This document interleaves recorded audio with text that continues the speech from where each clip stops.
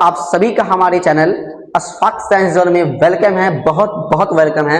और उम्मीद है कि बाबू आप सब बढ़िया होंगे, मस्त होंगे, जबरदस्त होंगे। तो आज आपके सामने हम लेके आ गए हैं बाबू नए सत्र के लिए क्लास 12th हिस्ट्री का चैप्टर नंबर 1, जिसका नाम है ईट, मनके तथा अवस्थियां, जिसको बाबू हड़प्पा सभ्यता के नाम से भी जानते हैं। तो आज इस चैप्टर को बिल्कुल ही आसान भाषा में, सरल भाषा में जानेंगे और ये चैप्टर के बारे में हम लोग अच्छे से अध्ययन करेंगे। तो आज हम चलते हैं इस चैप्टर की तरफ। उससे पहले आप सभी स्टूडेंट हमारे चैनल को सब्सक्राइब कर ले और ऑल वीडियो के लिए नोटिफिकेशन को, है ना, ऑल नोटिफिकेशन के लिए वीडियो को बेल आइकन दबा ले। तो आप सभी के बीच हम चलते हैं हिस्ट्री में और अध्याय नंबर 1 हड़प्पा सभ्यता में। तो सबसे पहले बाबू याद रखना है कि इस बुक में इतिहास जो है आपका, हम पढ़ेंगे कौन से इतिहास को, ये चीज जानना बहुत जरूरी होता है। तो पहले बात कर लें कि इतिहास होते हैं कितने। तो आपको याद रखना है कि एक होता है प्राचीन इतिहास, प्राचीन इतिहास। दूसरा होता है बाबू प्राचीन इतिहास के बाद मध्यकालीन इतिहास। क्या होता है? मध्यकालीन इतिहास, मध्यकालीन इतिहास होता है। और उसके बाद तीसरा जो है, तीसरा का नाम आप सभी स्टूडेंट याद रखेंगे। तीसरा का नाम जो होता है बाबू आधुनिक इतिहास। क्या होता है? आधुनिक इतिहास, आधुनिक इतिहास। सबसे बड़ा बात यह होता है कि इसका परिभाषा सर कैसे करें। तो बाबू परिभाषा भी, इतिहास का अगर परिभाषा देना हो तो बहुत आसान होता है। इतिहास का परिभाषा देना है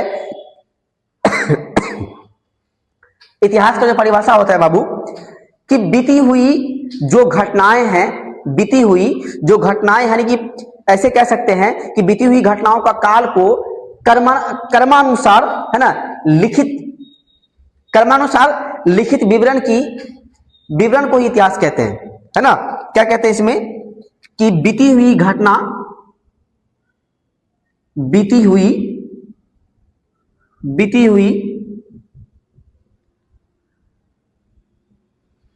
हुई घटनाओं का काल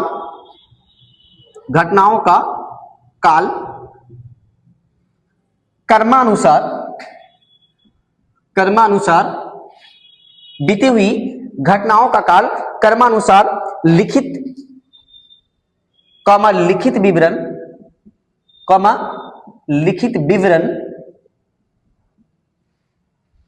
विवरण को इतिहास कहते हैं बाबू। इतिहास कहते हैं, यानी कि जो घटना बीती होती है, बीते हुए काल में जो घटना को कर्मानुसार या लिखित विवरण दिया जाता है, उसी को क्या बोलते हैं बाबू? इतिहास कहते हैं। इतिहास का जो पिता होता है बाबू वो हेरोडोटस है ना। क्या कहते हैं इसको? ये पॉइंट नंबर 1 परिभाषा में डाल दीजिएगा कि इतिहास के पिता, इतिहास के जो पिता होते हैं बाबू, इतिहास के पिता हेरोडोटस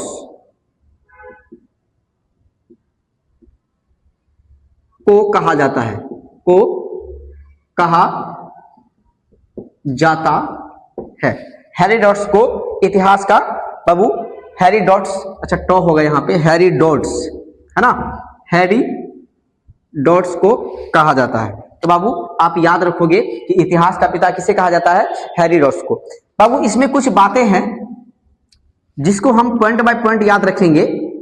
पहला पॉइंट में आता है बाबू कि ईस्वी किसे कहते हैं, है ना। इतिहास में सबसे पहले जो मेन पॉइंट होता है बाबू, यानी कि जो छोटा छोटा बेसिक पॉइंट होता है उसको जान ले, है ना। तो पहला पॉइंट आता है बाबू ईस्वी। ईस्वी क्या है, जिसको हम लोग शॉर्ट में ऐसे लिखते हैं ईस्वी, है ना। तो आपको याद रखना है कि ईस्वी ईसा मसीह के जन्म के बाद के काल को क्या कहते हैं बाबू, है ना। ईसा मसीह के जन्म के बाद के काल को हम लोग क्या कहते हैं? ईस्वी कहते हैं। ईसा मसीह के जन्म के, कह सकते हैं इसे परिभाषा में, ईसा मसीह के जन्म के बाद के काल को बाद के काल को ईस्वी कहा जाता है, ईस्वी कहा जाता है। यानी कि ईसा मसीह के बाद के काल को क्या है कहा जाता है बाबू? ईस्वी कहा जाता है। उसके बाद जो अगला पॉइंट है बाबू वो है ईसा पूर्व। क्या है? ईसा पूर्व। ईसा पूर्व का परिभाषा क्या होगा? तो ईसा पूर्व का परिभाषा यह होगा कि ईसा मसीह के, है ना, जन्म के पहले के काल को, ईसा मसीह के जन्म के पहले के काल को ईसा पूर्व कहा जाता है। यानी कि ईसा पूर्व कहा जाता है। उसके बाद आता है बाबू अगला पॉइंट आता है बाबू शताब्दी या सदी। क्या आता है? शताब्दी या बाबू इसको कहते हैं सदी, है ना। कहते हैं ना कि हम किस शताब्दी में हैं, या फिर इसकी शताब्दी का बुक है, किस शताब्दी में पैदा हुआ है, ऐसा कुछ कहते हैं। तो शताब्दी जानना बहुत जरूरी है। तो लिखेगा 100 वर्षों के समय को, इसका परिभाषा हो जाएगा बाबू, परिभाषा हो जाएगा कि 100 वर्षों के समय को, 100 वर्षों के समय को शताब्दी या सदी कहते हैं। सदी कहते हैं। 100 वर्षों के समय को शताब्दी या सदी कहा जाता है। इस प्रकार से बाबू आप सभी को याद रखना है कि इतिहास में जो है, इतिहास कितने प्रकार के होते हैं। तो आपको याद रखना है कि इतिहास 3 प्रकार के होते हैं। पहला इतिहास का नाम है बाबू प्राचीन इतिहास। दूसरा है आपका, पहला क्या है? पहला है प्राचीन इतिहास, दूसरा है बाबू मध्यकालीन इतिहास, और तीसरा है आधुनिक इतिहास। परिभाषा है कि बीती हुई घटनाओं का काल क्रमानुसार लिखित विवरण को ही इतिहास कहते हैं। ठीक है, क्या बोला है कि बीती हुई घटनाओं का काल अनुसार, है ना, काल क्रमानुसार लिखित विवरण को इतिहास कहा जाता है। और उसके बाद बोला है कि इतिहास के पिता हेरोडोटस को कहा जाता है। इतिहास के पिता किसको कहा जाता है? इतिहास का पिता कौन है? हेरोडोटस। तो आप सभी को याद रखना है। उसके बाद कुछ पॉइंट्स है बाबू आपका इसमें कि ईस्वी किसे कहते हैं। बोला कि ईसा मसीह के जन्म के बाद के काल को ईस्वी कहा जाता है। ईसा मसीह के जन्म के बाद के काल को क्या कहा जाता है बाबू? ईस्वी कहा जाता है। और उसके बाद दूसरा पॉइंट है ईसा पूर्व किसे कहते हैं। तो ईसा मसीह के जन्म के पहले के काल को, यानी कि ईसा मसीह के जन्म से जो पहले की काल होगी उसको हम क्या कहते हैं बाबू?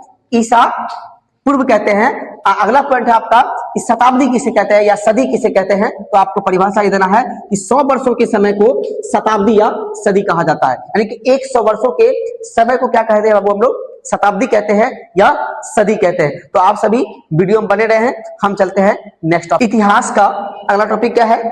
इतिहास का काल विभाजन। अगला टॉपिक है बाबू हमारा इतिहास का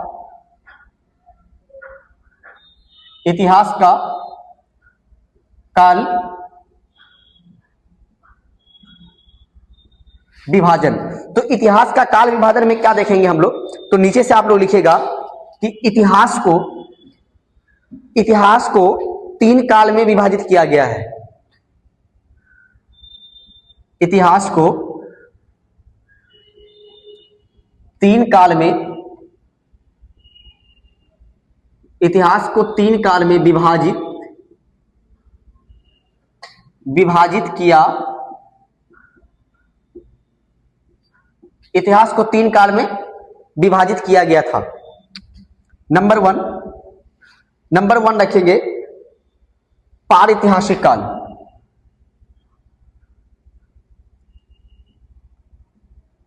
पारैतिहासिक काल। दूसरा होगा बाबू आद्य ऐतिहासिक काल।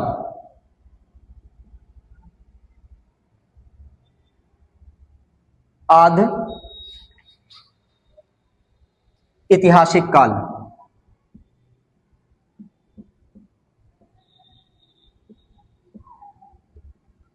तीसरा है बाबू ऐतिहासिक काल। ऐतिहासिक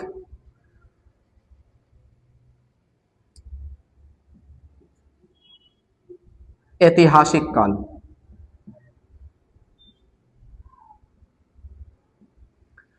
ये आप सभी याद रखेंगे। बाबू एक बात याद रखना कि प्रागैतिहासिक काल का आरंभ जो हुआ था, आरंभ हुआ था बाबू इसमें 300 ईसा पूर्व। और 300 ईसा पूर्व हुआ था ना, तो एक बात याद रखेगा इसमें कि इसका कोई लिखित नहीं है, इसका कोई लिखित नहीं है, कोई लिखित नहीं है। उसके बाद देखिएगा इसका जो आरंभ हुआ था, आदि ऐतिहासिक काल का जो आरंभ हुआ था वो 300 ईसा पूर्व से 300 ईसा पूर्व से बाबू 600 ईसा पूर्व के 600 ईसा पूर्व। इसमें यह था बाबू कि इसको तो लिखा गया था, मतलब ये लिखित था। ये क्या था बाबू? लिखित था। क्या था? लिखित था, परंतु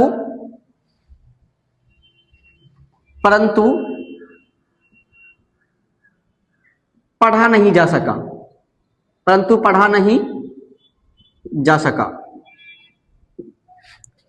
अगर तीसरा की बात करें तो ये 600 ईसा पूर्व से, है ना, 600 ईसा पूर्व जो वर्तमान में, है ना, 600 ईसा पूर्व का वर्तमान में, इसमें यह था बाबू कि इसे लिखा भी गया। कहने का मतलब है ये लिखित भी है। ये क्या है बाबू? लिखित भी है। ये लिखित भी है, लिखित भी है और इसे पढ़ भी सकते हैं, इसे पढ़ भी सकते हैं और इसे पढ़ भी सकते हैं। कहने का मेरा मतलब यह है, अगर हम एक एक करके अगर इसका परिभाषा देख ले, परिभाषा में, तो वैसा ऐतिहासिक काल, ऐसे कह सकते हैं कि वैसा काल जिसके बारे में, वैसा काल जिसके बारे में, वैसा काल जिसके बारे में बाबू कोई लिखित नहीं हो, कोई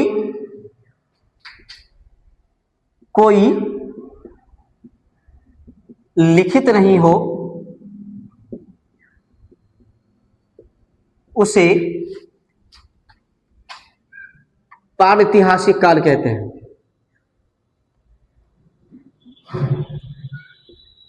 काल कहते हैं। नंबर 2 की बात करें, नंबर 2 की अगर हम बात कर ले बाबू, तो नंबर 2 में क्या हो जाएगा? आदि ऐतिहासिक काल में कि वैसा काल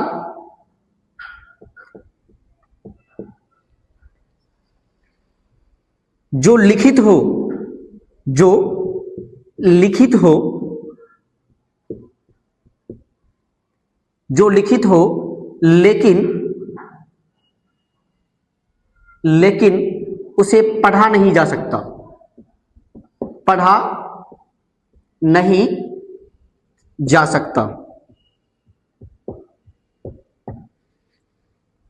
उसे आदि ऐतिहासिक काल कहते हैं, उसे आदि ऐतिहासिक काल कहते हैं। काल कहते हैं। अगर बाबू हम तीसरी बात कर लें, तीसरा की बात कर लें, तो तीसरा में है ऐतिहासिक काल में कि वैसा काल जिस जो क्या हो, जो लिखित भी हो, है ना, जो लिखित हो एवं उसे पढ़ा भी जा सके, पढ़ा भी, जो लिखित हो और उसे पढ़ा भी जा सके, उसे ऐतिहासिक काल कहते हैं। ऐतिहासिक काल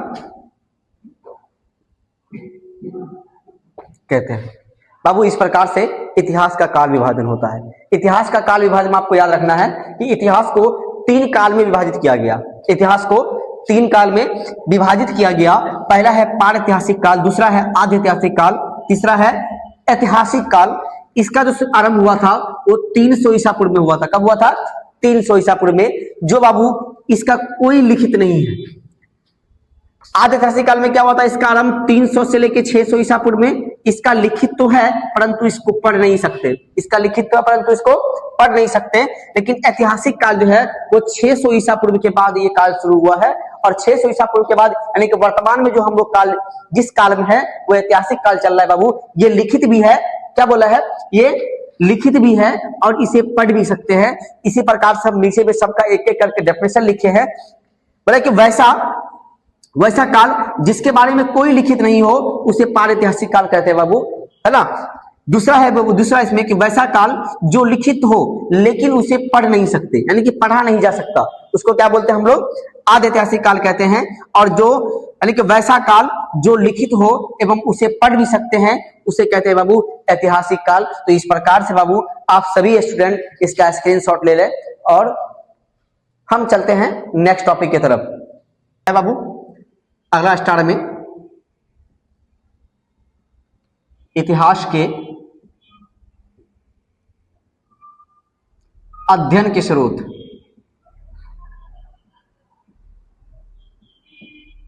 इतिहास के अध्ययन के क्या क्या स्रोत है बाबू देखेंगे तो नीचे से लिखेगा कि इतिहास के अध्ययन के निम्न स्रोत हैं। इतिहास के अध्ययन के निम्नलिखित स्रोत हैं। निम्नलिखित स्रोत हैं। इतिहास के अध्ययन के निम्नलिखित स्रोत हैं बाबू। आप सभी बढ़िया से ध्यान देंगे अच्छे से। पहला है बाबू इसमें साहित्य स्रोत। क्या है? पहला है इसमें साहित्य स्रोत। दूसरा है बाबू पुरातात्विक स्रोत। पुरातात्विक स्रोत। तीसरा है विदेशी यात्रियों के विवरण। विदेशी यात्रियों के विवरण। तो साहित्य स्रोत, पुरातात्विक स्रोत और विदेशी यात्रियों के विवरण ये इतिहास के अध्ययन के स्रोत हैं। तो अब हम चलते हैं आगे। आप लिखिएगा अगला स्टार में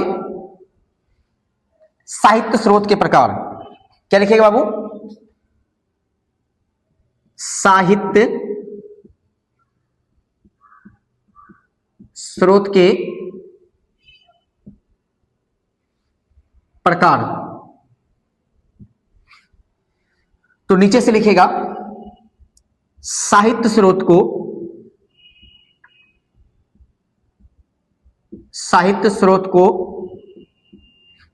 दो भागों में साहित्य स्रोत को 2 भागों में बांटा गया है।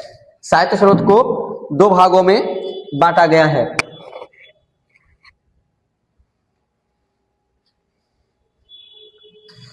पहला है बाबू इसका साहित्य का पहला प्रकार है धार्मिक साहित्य।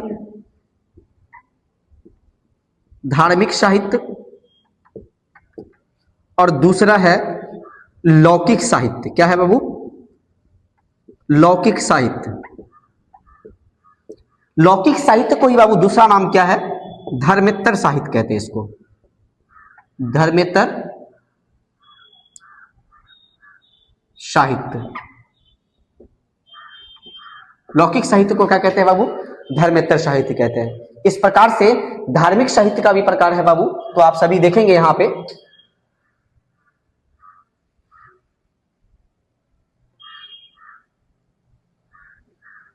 इसका स्टार में क्या लिखेगा? धार्मिक साहित्य। धार्मिक साहित्य के प्रकार, साहित्य के धार्मिक साहित्य के प्रकार। तो इसमें कहते हैं कि धार्मिक साहित्य को, धार्मिक साहित्य को 4 भागों में, कितने भागों में बाबू? 4 भागों में बांटा गया है। धार्मिक साहित्य को 4 भागों में बांटा गया है। हम एक एक करके सबका नाम लिखते हैं बाबू, आप सभी ध्यान देंगे इधर। पहला का नाम है ब्राह्मण साहित्य। नंबर 1 कौन है बाबू? ब्राह्मण साहित्य। दूसरा है बाबू ब्राह्मण के बाद दूसरा है आपका बौद्ध साहित्य।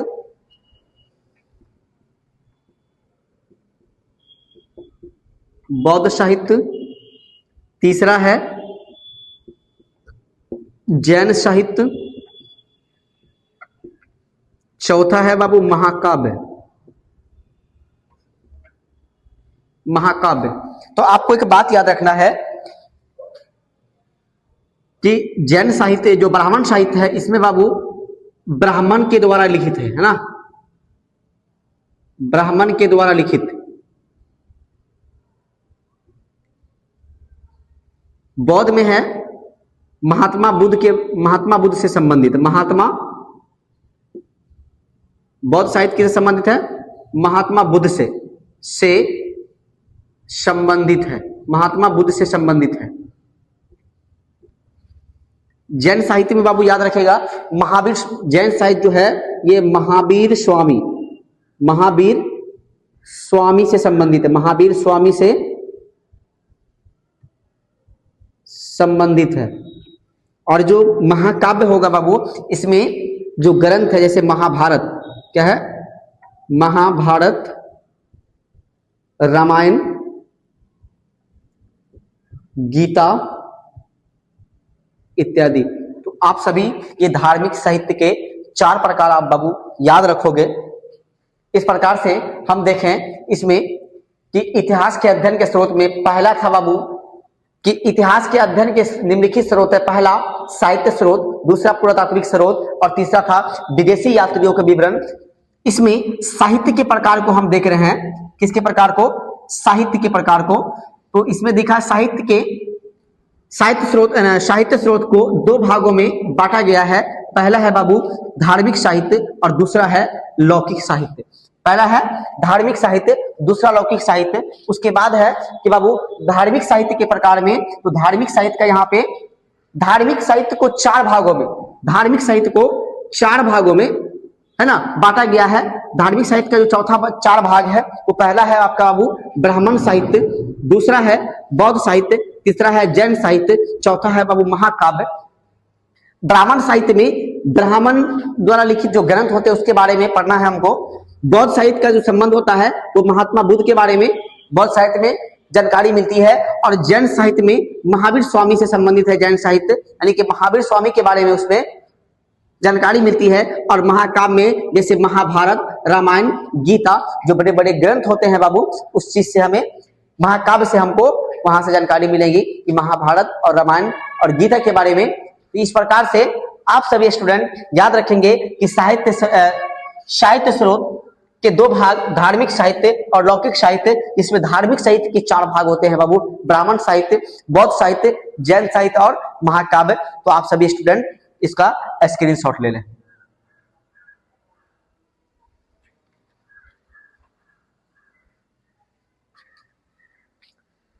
ले लिए, इसको मिटा दे बाबू हम।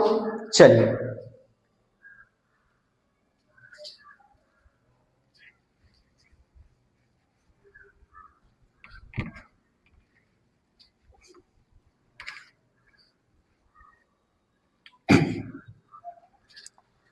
तो बाबू आप सभी को इतिहास के जो बेसिक था इतिहास का, वो बेसिक हम आप सभी को बता दिए हैं। अब चलते हैं बाबू अपने अध्याय की तरफ। जिसका नाम है ईंट मन के तथा अवस्थियां, जिसको हम कहते हैं बाबू हड़प्पा सभ्यता भी कहा जाता है। तो आप सबसे पहले इस सब चैप्टर का जो बेसिक पॉइंट है बाबू, बेसिक पॉइंट को नोट करेंगे आप सभी, ऑल स्टूडेंट बेसिक पॉइंट को नोट करेंगे। इसमें पहला लिखेगा हड़प्पा सभ्यता में सबसे पहले हड़प्पा नामक स्थान का खोज हुआ था। नंबर 1 में क्या आ जाएगा? हड़प्पा सभ्यता में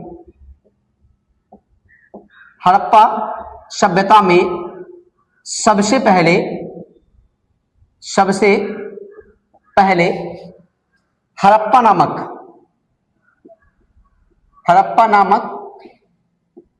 स्थान का उत्खनन हुआ। किसका? हड़प्पा नामक स्थान का। तो बाबू हड़प्पा नामक स्थान में, यानी कि हड़प्पा का, इसको अंडरलाइन कर लीजिएगा बाबू, या ऊपर से ऐसे कर लीजिएगा या फिर नीचे से कर लीजिएगा, ठीक है। तो हड़प्पा नामक स्थान का खोज हुआ था। इसका दूसरा पॉइंट बोल रहा है बाबू, इस नाम पर इसे हड़प्पा सभ्यता का नाम दिया गया है ना। इसी नाम पर, दूसरा पॉइंट में क्या याद रखना है, इसी नाम पर इसे हड़प्पा सभ्यता का नाम दिया गया, यानी कि नाम पड़ा, इसी नाम पर इसे हड़प्पा सभ्यता का नाम पड़ा, हड़प्पा सभ्यता का नाम पड़ा। पॉइंट नंबर 3 में आ जाएगा बाबू, आप सभी याद रखेंगे। पॉइंट नंबर 3 में क्या आएगा कि हड़प्पा सभ्यता सिंधु नदी घाटी क्षेत्र में फैला है। हड़प्पा सभ्यता सिंधु नदी घाटी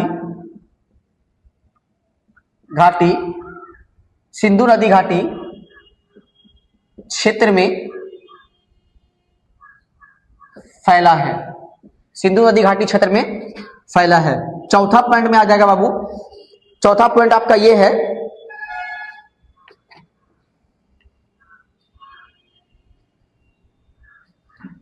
इसलिए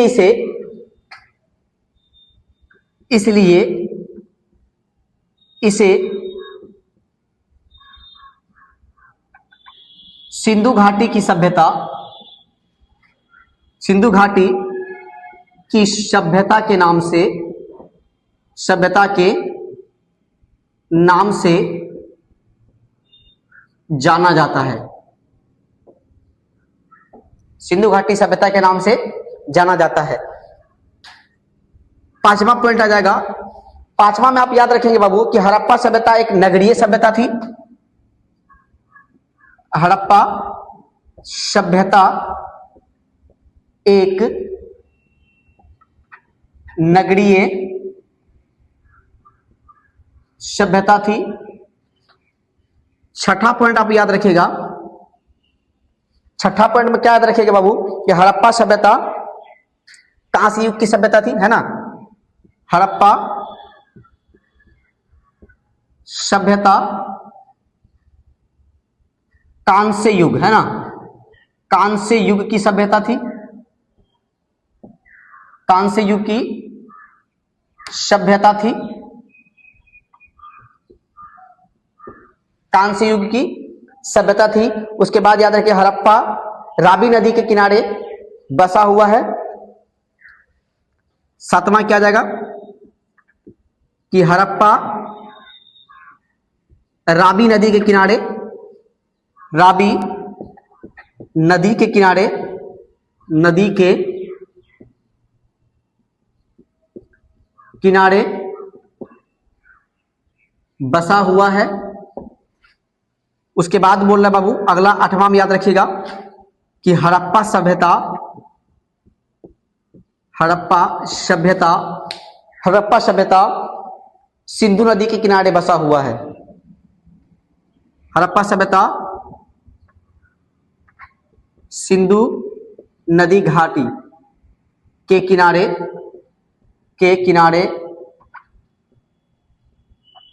बसा हुआ है। हड़प्पा सभ्यता सिंधु नदी घाटी के किनारे बसा हुआ है, ठीक है। उसके बाद अगला पॉइंट में लिखेगा हड़प्पा सभ्यता का काल 9वां में लिखेगा बाबू कि हड़प्पा सभ्यता का काल, हड़प्पा सभ्यता का काल बाबू याद रखेंगे कि 2600 से 1900 ईसा पूर्व, 2600 से 1900 ईसा पूर्व के बीच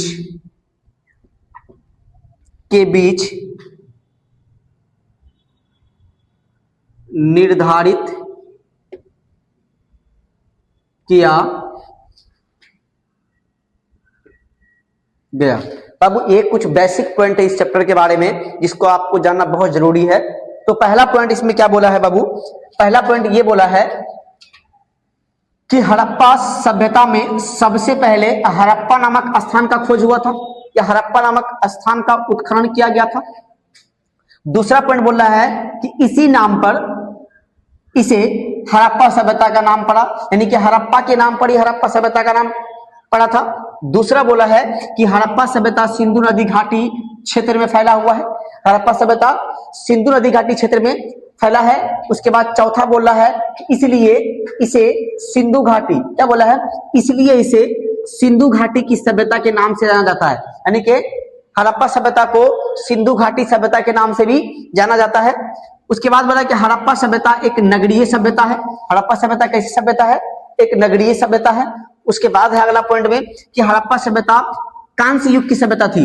हड़प्पा सभ्यता कैसी सभ्यता है, एक नगरीय सभ्यता थी। और आपसे पूछे कि हड़प्पा सभ्यता किस युग की सभ्यता थी, तो हड़प्पा सभ्यता कांस्य युग की सभ्यता थी। अगला बोला है कि हड़प्पा रावी नदी के किनारे बसा हुआ है। अगर केवल हड़प्पा की बात करें तो हड़प्पा जो है वो रावी नदी के किनारे बसा हुआ है। हड़प्पा किस नदी के किनारे बसा हुआ है, रावी नदी के किनारे बसा हुआ है। लेकिन अगर पूरी हड़प्पा सभ्यता की बात करें तो ये सिंधु नदी घाटी है ना, हड़प्पा सभ्यता सिंधु नदी घाटी के किनारे बसा हुआ है। और उसके बाद लास्ट पॉइंट बोला है कि हड़प्पा सभ्यता का काल 2600 से 1900 ईसा पूर्व के बीच निर्धारित किया गया। तो आप सभी स्टूडेंट इन सभी बिंदु को नोट कर लें, यह हमारा इस चैप्टर का बेसिक पॉइंट है। और इसके बाद हम आगे चलेंगे इसके मेन पॉइंट पे। तो आप सभी स्टूडेंट इसका स्क्रीनशॉट ले लें, तो आप सभी से हम मिलते हैं बाबू इसके नेक्स्ट बिंदु से, नेक्स्ट पॉइंट से। तो आप सभी स्टूडेंट वीडियो को लाइक करेंगे, कमेंट करेंगे और बाबू चैनल को सब्सक्राइब जरूर कर लेंगे और कमेंट करें, बताएं कि आपको क्लास कैसी लगी। तो आप सभी से हम मिलते हैं बाबू नेक्स्ट क्लास में, नेक्स्ट वीडियो के साथ, नेक्स्ट पॉइंट में। धन्यवाद।